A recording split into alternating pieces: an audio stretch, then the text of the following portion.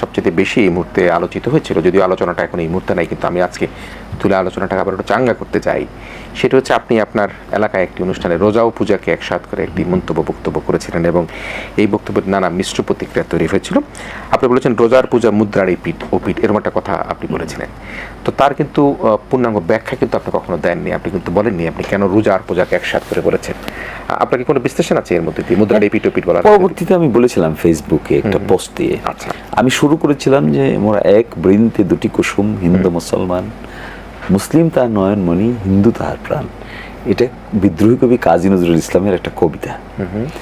এইটাকে বলে, এই উদাহরণটাকে বলে আমি বলছিলাম যে একদিকে হলো আমাদের দিরাই সাল্লার কথা বলেছি আর কি মূলত, কারণ দিরাই সাল্লার সম্প্রীতিটা এমন যেখানে দেখবেন এই পাশে কিছু দূর এই পাশে একটা মসজিদ আছে, কিছু দূর ওই পাশে গিয়ে দেখবেন একটা মন্দির আছে, এটা হিস্টোরিক্যালি। এবং এখানে মন্দিরে ধ্বনি বন্ধ থাকে যখন আজান হয়, যদিও পূজার সময় হয়েছে বন্ধ থাকে যখন আজান হয়। আবার আজান দেওয়ার সময় ওরা যখন আপনার মন্দিরে পুজো করে তখন সকলেই কি দেখবেন সহযোগিতা করছে।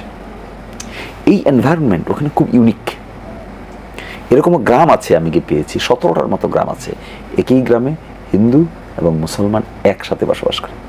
3টা গ্রাম আছে যেখানে 10টা ঘর আছে মুসলমানদের, মাঝখানে 6টা গ্রাম আছে হিন্দুদের, 6টা ঘর আছে হিন্দুদের, আবার 20টা গ্রাম আছে মুসলমানদের, 20টা ঘর আছে মুসলমানদের।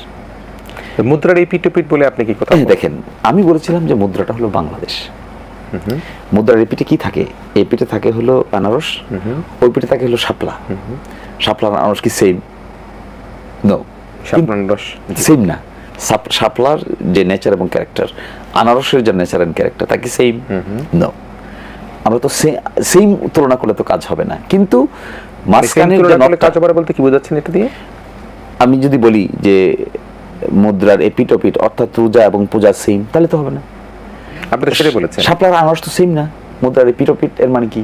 মুদ্রার এপিঠ ওপিঠ হলে কি সেম হলো না? আমরা সাধারণত কি আছে, আমরা সাধারণত মুদ্রার এপিঠ ওপিঠ বলতে তো আমরা বুঝাই যে এটাও যা সেটাও তা না। তা তো না। মুদ্রার ওপিঠে কি আছে তাহলে? সেটা আপনি হয়তো বিজ্ঞ লয়ার, আপনি এখন বিশ্লেষণ করছেন, ব্যাখ্যা দিচ্ছেন। না, এই ব্যাখ্যা আমি আগেও দিয়েছি। মুদ্রার ওপিঠে আছে হলো আনারস, মুদ্রার এপিঠে আছে হলো শাপলা। এক তো হলো না। তাহলে কি সম্প্রীতি? সম্প্রীতিটা কিভাবে বজায় থাকে?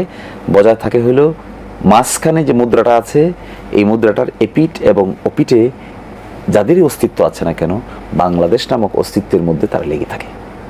তাহলে বাংলাদেশ মাঝখানে, আমরা এপিঠেও আছি, আমরা ওপিঠেও আছি। এবং আপনি সত্যিকার অর্থে দিরাই গেলে দেখতে পাবেন, সাল্লা গেলে দেখতে পাবেন, একেবারে এই ঘরটা, এই বাড়িটা, এই অংশটুকু হলো হিন্দু জনগোষ্ঠীর বসবাস।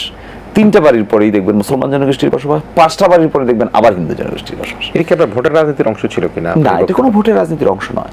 এটা একেবারেই হলো, এটা মুদ্রার এই উদাহরণটার কারণে অনেকে হয়তো ভুল বুঝেছেন, কিন্তু পুরো বক্তব্যটা শুনলে কোনো দিনই এটার সেন্স এটা নয়।